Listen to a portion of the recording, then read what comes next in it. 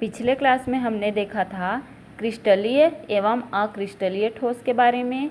आज हम लोग देखेंगे क्रिस्टलीय ठोस के प्रकार। क्रिस्टलीय ठोस के दो प्रकार हो सकते हैं। पहला है अवयवी कणों के मध्य उपस्थित बंधों के आधार पर और दूसरा होगा ज्यामिति के आधार पर। तो पहला देखते हैं अवयवी कणों के मध्य उपस्थित बंधों के आधार पर इसको फिर से हम लोग अलग अलग भागों में बांट सकते हैं। पहला है आपका आयनिक ठोस। आयनिक ठोस कहने का मतलब है कि नाम से पता चल रहा है यहाँ पर आयनिक ठोस है तो इसमें अवयवी कणों के रूप में क्या होगा, आयन होगा। और वह आयन क्या होगा, या तो धन आयन हो सकता है या फिर ऋण आयन हो सकता है या फिर दोनों हो सकता है। तो इसमें क्या लिखोगे, आयनिक ठोस वे पदार्थ होते हैं जिनके क्रिस्टलों की संरचनात्मक इकाई आयन, धन आयन या ऋण आयन होते हैं।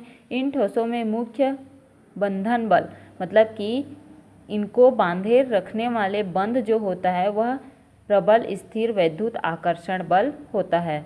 आकर्षण बल क्यों होगा, क्योंकि प्लस और माइनस चार्ज जो हैं वह एक दूसरे से अपोजिट चार्ज हैं और अपोजिट चार्ज होने के कारण क्या करेंगे, एक दूसरे को आकर्षण करेंगे। इसीलिए बोल सकते हो तो इनके बीच में प्रबल स्थिर वैद्युत आकर्षण बल क्या होता है, उपस्थित होता है। उसके बाद दूसरा प्रकार क्या है आपका, सहसंयोजी ठोस। सहसंयोजी ठोस क्या है, इनमें जो बंध कार्य करेगा वह कौन सा बंध होगा, सहसंयोजी बंध होगा। इसमें क्या लिखोगे, इन ठोसों के क्रिस्टलों में एक या अधिक प्रकार के क्या होंगे, परमाणु उपस्थित होते हैं और वह जो परमाणु है वह आपस में सहसंयोजी बंध के द्वारा क्या होंगे, जुड़े हुए होंगे। इसीलिए इस प्रकार के ठोस को क्या कहा जाता है, सहसंयोजी ठोस। मतलब कि क्रिस्टल में जो अवयवी कण उपस्थित है उन अवयवी कणों के मध्य सहसंयोजी बंध पाया जाता है। इसीलिए इस प्रकार के ठोस को क्या कहा जाता है, आपका सहसंयोजी ठोस। उदाहरण के लिए देख सकते हो हीरा, ग्रेफाइट। अगला प्रकार अगर बताऊं तो क्या है आपका धात्विक ठोस। धात्विक ठोस कहने का मतलब क्या है कि धात्विक रूप से मतलब कि उसमें धातु आयन क्या होंगे, आपका उपस्थित होंगे। देखते हैं इसमें क्या कह रहा है। देखो, इन ठोसों में जालक बिंदु मतलब कि क्रिस्टल जालक है। इन ठोसों में जालक बिंदुओं पर धातु आयन को ही कहा जाता है कर्नेल। और धातु में कौन सा आयन उपस्थित होता है, आपका प्लस आयन उपस्थित होता है। तो धातु आयन या फिर कर्नेल उपस्थित होते हैं जो इलेक्ट्रॉनों के उभयनिष्ठ समुद्र मतलब कि जहाँ पर इलेक्ट्रॉनों की संख्या बहुत ज़्यादा होगी वहाँ पर कहीं कहीं पर धातु आयन जो है क्या होगा, डूबा हुआ होगा या फिर उनके बीच में उपस्थित होगा। और इलेक्ट्रॉनों की संख्या बहुत ज़्यादा होने के कारण इसीलिए उनको क्या कहा जाता है, इलेक्ट्रॉनों का समुद्र।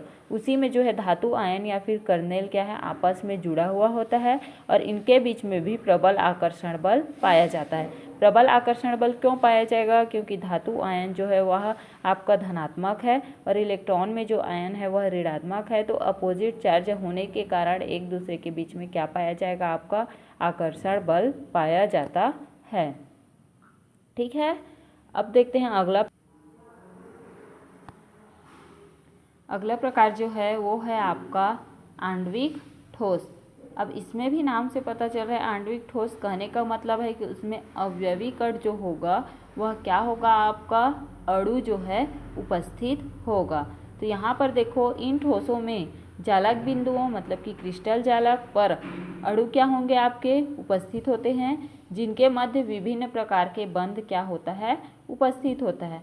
अब आणविक ठोस में भी अलग अलग प्रकार का बंध पाया जाता है और उस अलग अलग बंध के प्रकार पर फिर से उसको हम लोग 3 भागों में क्या कर सकते हैं, वर्गीकृत कर सकते हैं। कौन कौन सा बल पाया जाएगा, अंतर आणविक बल, आकर्षण बल, वांडर वाल्स बल, द्विध्रुव बंध, हाइड्रोजन बंध आदि क्या हो सकते हैं, उपस्थित हो सकते हैं या फिर कार्य कर सकते हैं। अब इन बंधों के आधार पर फिर से 3 भागों में वर्गीकृत किया गया है। तो पहला क्या है आपका अध्रुवीय आणविक ठोस। तो अध्रुवीय आणविक ठोस को समझने से पहले अध्रुवीय होता क्या है उसको देखो। तो अध्रुवीय पदार्थ वे पदार्थ होते हैं जिनको जलीय विलयन में घोलने पर क्या होगा, वह अपने अवयवी आयनों में क्या नहीं होते, विभक्त नहीं होते, या फिर प्लस और माइनस आयन में विभक्त नहीं होते हैं। इस प्रकार के ठोस को क्या कहोगे, या फिर इस प्रकार के पदार्थ को अध्रुवीय पदार्थ, और इस प्रकार के ठोस को क्या बोलोगे, अध्रुवीय आणविक ठोस। तो क्या बोल रहा है, इस प्रकार के आणविक ठोस में अवयवी कणों के रूप में अध्रुवीय अणु जैसे कि H2, Cl2, I2, P4 आदि पाया जाता है, जो आपस में सहसंयोजी या फिर वांडर वाल्स बल के द्वारा आपस में क्या होते हैं, जुड़े हुए होते हैं। जैसे कि मैं Cl2 को लूँ, अगर हम लोग इसको बांटेंगे तो क्या यह प्लस और माइनस में टूटेगा कि खाली माइनस और माइनस होगा, मतलब कि यह प्लस और माइनस आयन में विभाजित नहीं हो रहा है, जिसके कारण से इसको क्या बोल सकते हो, अध्रुवीय आणविक ठोस, जिनके बीच में वांडर वाल्स बल या फिर सहसंयोजी बंध के द्वारा आपस में क्या होते हैं, जुड़े हुए होते हैं। दूसरा देखते हैं ध्रुवीय आणविक ठोस। अब इसके नाम से ही पता चल रहा है, इन ठोसों में अवयवी कणों के रूप में ध्रुवीय अणु।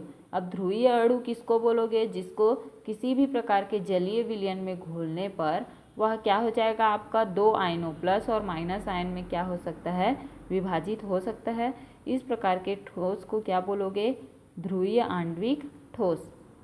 फिर से देखते हैं, इन ठोसों में अवयवी कणों के रूप में ध्रुवीय अणु जैसे ठोस HCl, ठोस SO2, ठोस NH3 आदि क्या होते हैं, उपस्थित होते हैं। अब इनको देखोगे तो H प्लस में टूट जाएगा, जैसे कि HCl को लूँ तो क्या हो जाएगा, वो H प्लस में टूट जाएगा प्लस Cl माइनस में टूट जाएगा, मतलब कि यह दो आयनों में क्या हो रहे हैं, विभाजित हो रहे हैं। और इन अणुओं के मध्य द्विध्रुव आकर्षण बल क्या होता है, उपस्थित होता है। ठीक है, इतना हो गया। अब देखते हैं देखो तीसरा प्रकार हमारा क्या है, हाइड्रोजन अबांधित आणविक ठोस। मतलब कि इसमें भी अवयवी कण के रूप में क्या होगा, अणु होंगे जिनके बीच में सहसंयोजी बंध पाया जाएगा, लेकिन वह क्या होगा, आपस में हाइड्रोजन अणु के साथ में क्या होंगे, जुड़े हुए होंगे। इन ठोसों में अवयवी कण सहसंयोजी बंध द्वारा क्या होते हैं, जुड़े होते हैं, जिसमें हाइड्रोजन परमाणु फ्लोरीन, ऑक्सीजन अथवा नाइट्रोजन से क्या होगा, जुड़ा हुआ होता है। जैसे कि हाइड्रोजन है तो उसके साथ क्या जुड़ा, फ्लोरीन, मतलब कि फ्लोरीन के साथ में हाइड्रोजन जुड़ा तो इसको क्या बोल सकते हो आप, हाइड्रोजन फ्लोराइड। नाइट्रोजन के साथ में हाइड्रोजन के 3 अणु जुड़े हुए हैं, अमोनिया हो गया। और हाइड्रोजन के साथ या फिर आयोडीन के साथ में हाइड्रोजन को जोड़ सकते हैं तो क्या हो जाएगा, हाइड्रोजन आयोडाइड हो जाएगा आदि। इन अणु और यह जो अणु होगा वह आपस में कौन से बंध के द्वारा जुड़े हुए होंगे, हाइड्रोजन बंध के द्वारा जुड़े हुए होते हैं।